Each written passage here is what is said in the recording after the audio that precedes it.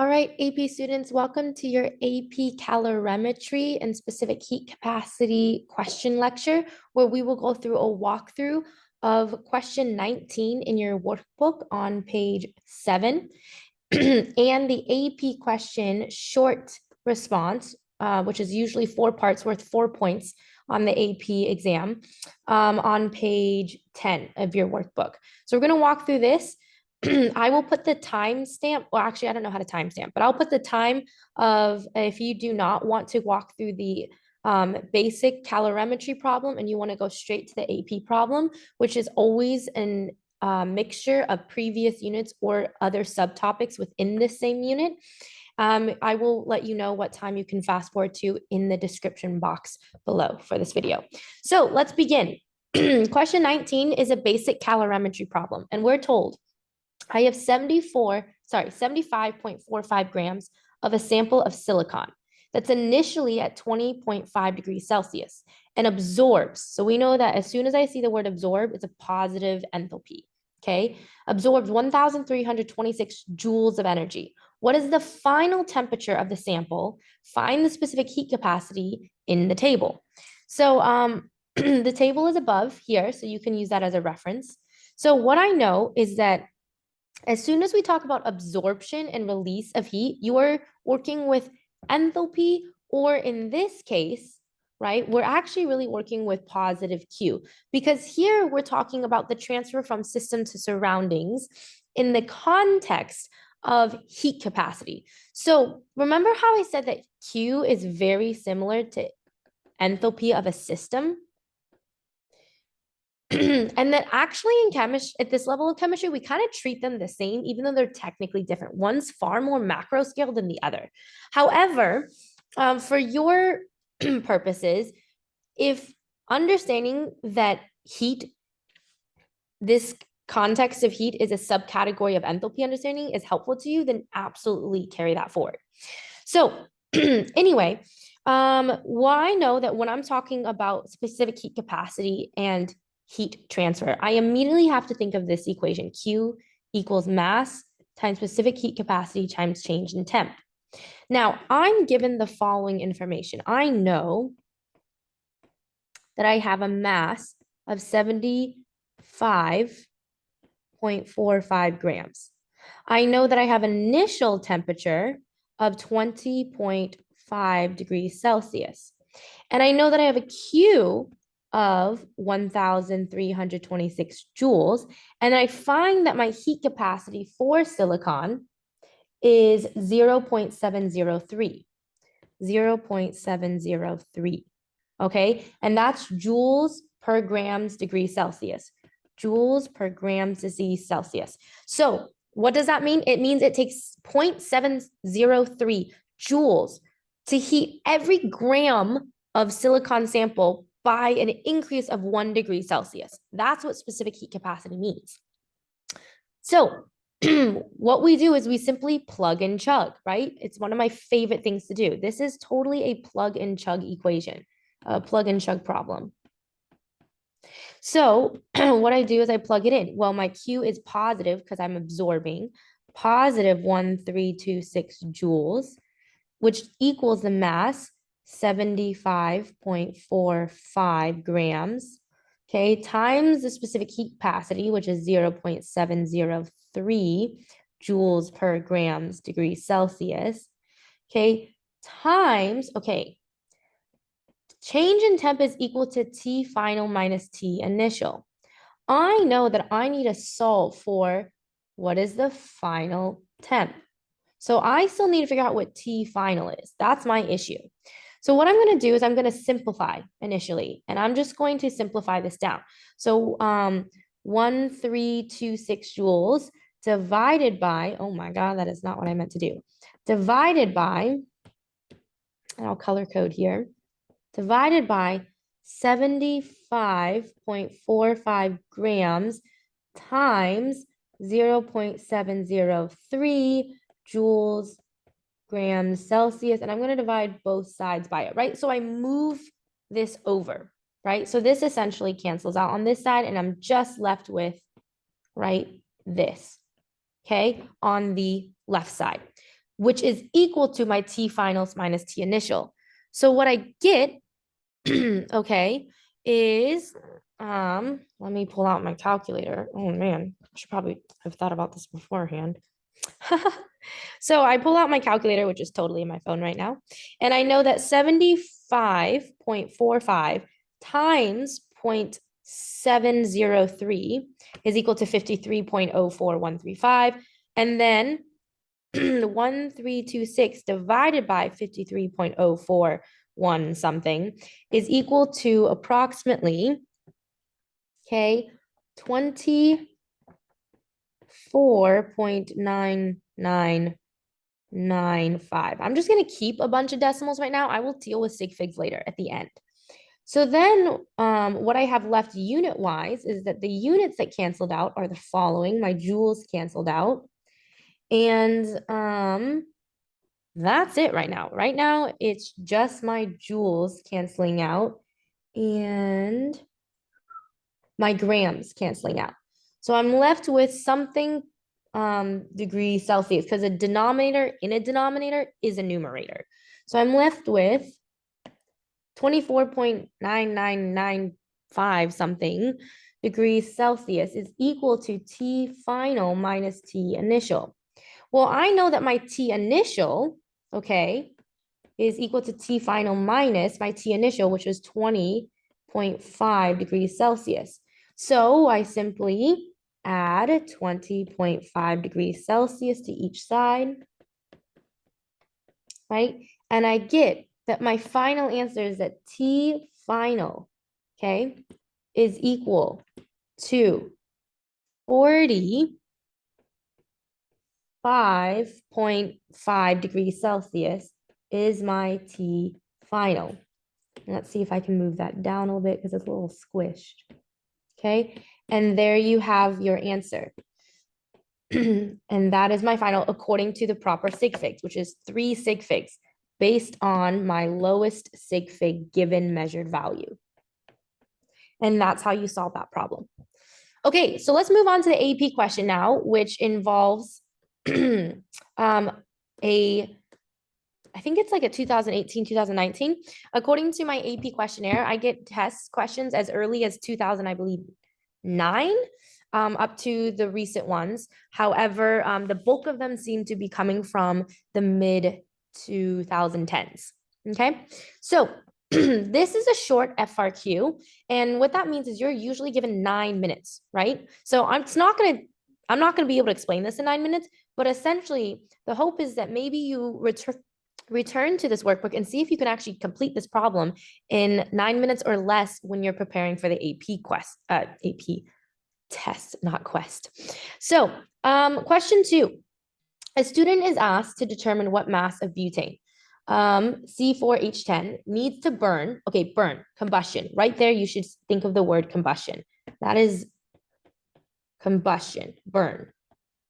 In order to raise the temperature of 1650 grams beaker of sand by 180 degrees Celsius.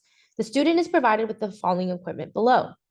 Okay, A, that's all background. And again, note to self, this should technically only take you 9 minutes, okay? This is the information I have. I even have a diagram, and I'm given the mass of the beaker in the sand. I'm giving a ton of values, okay?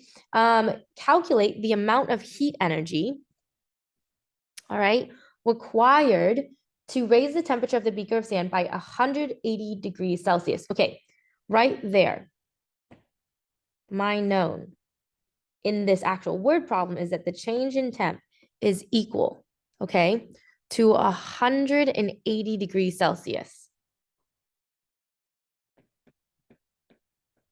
And it's a positive value, right? You're raising it, okay, a positive 180 degrees Celsius.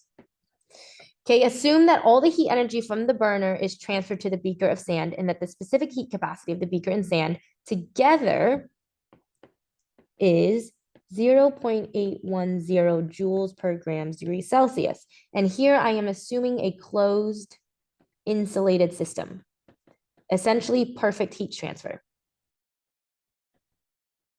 A closed insulated calorimetry system, essentially. The student runs the experiment and collects the data shown in the table above.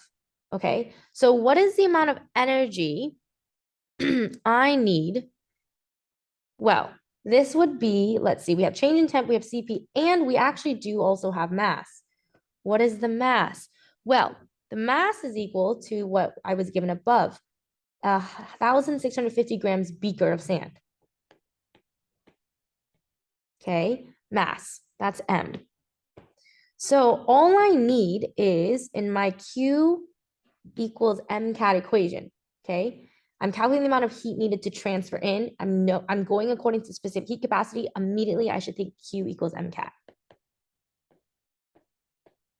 Okay, I simply need to solve for Q, which is exactly what I want in the first place. So that lines up. The information I'm given from the prompt indeed helps me isolate to only having one variable to solve for.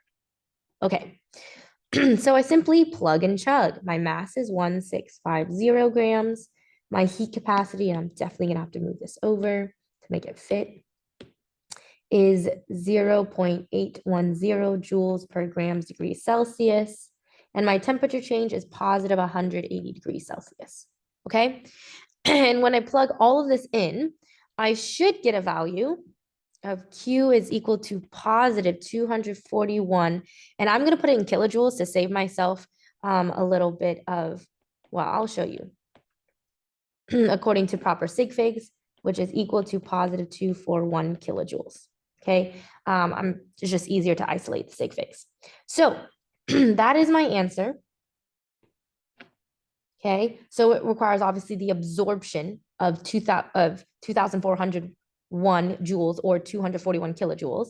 And of course, you're tracking your units because you want to know that you set this up right so that, okay, all of your units cancel and you're left with with joules, and that's exactly what you got. So you know that your unit tracking helps confirm that you set up the equation correctly, and that's your answer. Okay, B, calculate the number of moles of butane that was used in the experiment. So now, okay, I need to consider, well, what was my sample requirement, okay? Report your answer to the proper number of sig figs, and the combustion of butane is represented by the equation below. Hey, that's really nice. They pretty much give you the balanced equation. Now, immediately you should see, why are they giving 13 and a half? Here's why. Because it's this specific ratio, okay, that gets you this standard enthalpy, right? Under standard state conditions, tabular data. Okay, so now we're transitioning from Q calculations to overall enthalpy of the chemical system. All right, so this is what we're given. So we're told that we need to figure out first how many moles of butane were required. Well, I know, let's see how we solve this. I know that I had massive butane. Let's go back to the prompt. Massive butane burner before combustion, massive butane burner after combustion. So I'm going to highlight this. So I've been given the mass before and after. So that essentially tells me I'm given how much I use. So all I do is now I say, okay, well, the mass of the butane before combustion was 25.6 grams, 26.26 grams, and the ice ended with 218, okay, 0.20 grams. And I'm going to take the absolute value of the mass final minus mass initial, right? Because in the end, I don't really have negative butane. I've used up that butane, but this is the mass, this is the representation of how much butane I needed to react. So I get a value of 7.06 grams of butane. Okay, if I can get in grams, I can get to moles, because then what I do is I say, well, 7.06 grams of butane was used. What is the mole amount? This is stuff that you're already familiar with, right? Use molar mass. Okay, molar mass of butane is 58.12 grams. Okay, butane has a molar mass of 58.12 grams per mole. I turn that like quantifiable characteristic into a math tool. And I say, well, for every 1 mole of butane, I have 58.12 grams. And I get that my final value of the moles required of butane to be 0.121 moles of butane. Perfect. And that is exactly the answer I was looking for. Calculate the number of moles. Boom. Okay, next question. Use the balance equation for the combustion of butane and the overall enthalpy under standard state conditions of the reaction to determine the amount of heat energy produced by the combustion of butane. So here, of course, when we talk about heat energy, now we're definitely talking about in the context of enthalpy, right? Because now we're looking at the whole system of the reaction. We're not just looking at transfer between system and surroundings for a specific setup. Usually, oh, this is a good way to remember it. Q is usually done in the context of an experiment. Enthalpy is usually done in the context of a chemical equation. That's a nice way to know it. So I know from the previous problem that I used up 0.12 moles of butane. Okay. And I know from my given balancing chemical equation that I have a 1 mole C4H10 butane sample that produces in 1 mole of that reaction negative 2,659 kilojoules per mole. This is an exothermic reaction, and it's my enthalpy value is according to 1 mole of butane, right? This is my standardized consumption value. So I can turn that relationship now into a math tool, a unit conversion. So I can say, well, I know that for every, mole of butane consumed in reaction, I'm going to produce a release of energy of 2,659 kilojoules. And that means I have, approximately in this specific reaction, 322 to the correct sig figs kilojoules of energy produced, released. And so that becomes my enthalpy of reaction value for my specific reaction. Okay, so part D, the student claims that some of the heat produced by the combustion butane was lost to the air surroundings, surrounding the system. Does your answer to part A and C support the student's claim? All right, so part A and C, let's see what part A and C. C, I calculated the enthalpy value and I said there's about a negative 322 kilojoules released. And A says that I should have gotten, according to my data, experimentally. So experimentally, I got an absorption. Experimental. I had an absorption of 241 kilojoules. Okay. And here was my theoretical. Okay, this is what I should have, seen. So here we're thinking about, we got to consider the exchange. So A is talking about, part A is talking about the energy required to raise a beaker of sand, assume that all the heat. Okay, this is the energy transferred into sand from combustion. Okay, so this is equal to, this should be theoretically the energy that I released from my combustion reaction. It should be fully transferred in to my sand. It should be Q. Q should equal the enthalpy of my reaction. Should. Okay. And C is talking about the theoretical amount of energy yielded by combustion Okay, this should be the energy transferred to the sand. So what do I see in my actual values? Well, I see that I got a value of 241 kilojoules here, and I had a value of 322 kilojoules here, absolute value. So what do I see? That this value actually absorbed into the sand is less than the value that I should have registered according to theoretical calculations. So the answer is the student claims that some of the heat energy produced from the combustion was lost to the surroundings. And the answer is yes, agree, right? Yes, agree with the student's claim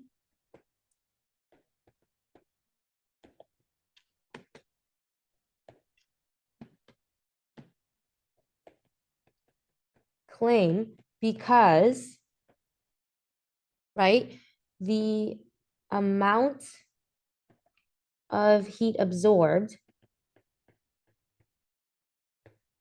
by the beaker of sand is less than the amount of heat produced.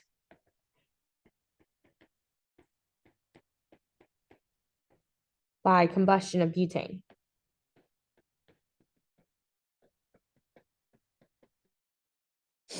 Okay.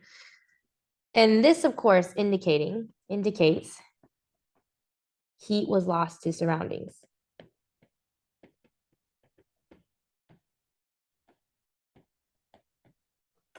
Okay, so this question required all of your previous work to be correct. Now, on the AP exam, don't forget, they judge you according to your logical flow. So if you got a value wrong in C, you would still get C wrong, but your argument, if it held true to what you found in A and C, and it was logical, you would still get the point for at least D. Okay, so don't forget that that is how the AP works. And this question, of course, is addressing the concept of the conservation of energy. Because what we say is that theoretically, the amount of heat lost in a system to the surroundings is equivalent to the amount of heat gained by the surroundings from the system. So that's addressing this concept. All right, you guys, that's your walkthrough. I hope that was helpful and good luck.